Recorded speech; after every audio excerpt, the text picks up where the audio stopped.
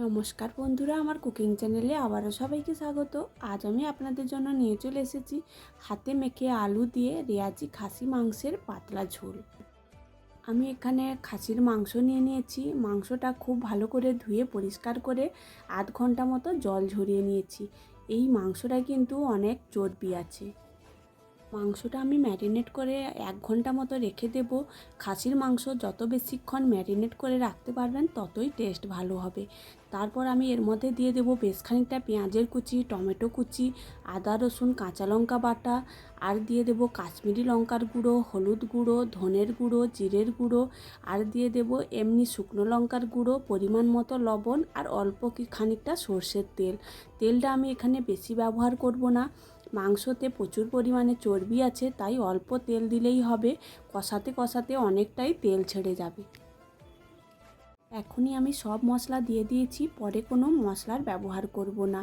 তারপর হাত দিয়ে 5 থেকে 6 মিনিট খুব ভালো করে মেখে নিতে হবে। মাংসটা যত ভালো মাখা হবে মাংসের স্বাদটা তত ভালো হবে। এইভাবে 5-6 মিনিট খুব ভালো করে মেখে 1 ঘন্টার মতো ঢাকনা দিয়ে রেস্টে রেখে দেব। তারপর একটা কড়াই গ্যাসের মধ্যে বসিয়ে ওর মধ্যে 2 চামচের মতো সর্ষের তেল দিয়ে দেব।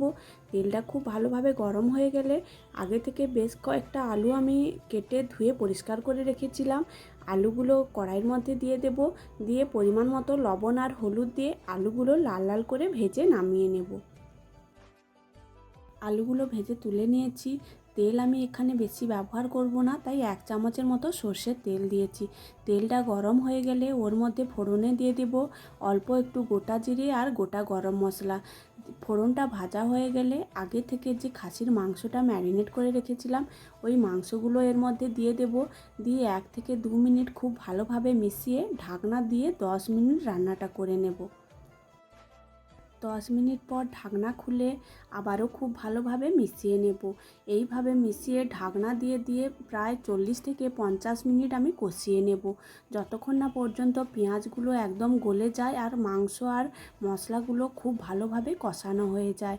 এইভাবে আমি 40 থেকে 50 মিনিট খুব ভালো করে ঢাকনা দিয়ে কষিয়ে নেব।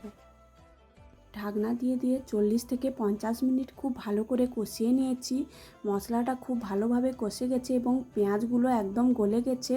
এই সময় আগে থেকে ভেজে রাখা আলুগুলো দিয়ে দেব। দিয়ে আবারও খুব ভালো করে মাংসের সঙ্গে আলুগুলো মিশিয়ে 10 মিনিটের মতো কষিয়ে নেব।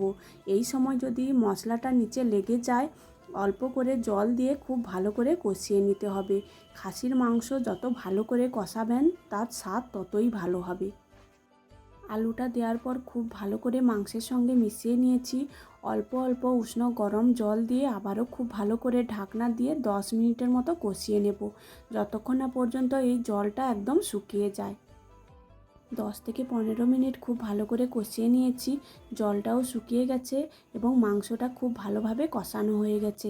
এই সময় দিয়ে দেব কিছুটা উষ্ণ গরম জল। আমি কিছুটা মাংস অন্য কড়াইতে বের করে নিয়েছি, কারণ ঝোল দেওয়ার পর যখন মাংসর ঝোলটা ফুটবে তখন কড়াই থেকে বেরিয়ে পড়ে যাবে। তারপর একটা ঢাকনা দিয়ে অল্প আঁচে 30 মিনিটের মতো রান্না করে নেব। ঢাকনা দিয়ে 30 মিনিটের মতো রান্নাটা করে নিয়েছি। আলু মাংসগুলো একদম ভালোভাবে সেদ্ধ হয়ে গেছে এবং অনেকটাই তেল ছেড়ে গেছে। এই সময় গ্যাসটা বন্ধ করে মাংসটা নামিয়ে নেব।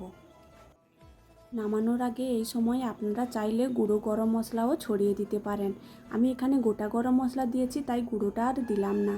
এইভাবে আপনারাও খুব সহজেই বাড়িতে বানিয়ে নিতে পারেন। এটা দেখতে যতটা সুন্দর, খেতেও কিন্তু খুবই ভালো হয়। ভিডিওটি ভালো লাগলে লাইক, কমেন্ট, শেয়ার ও আমার চ্যানেলটা সাবস্ক্রাইব করে দেবেন।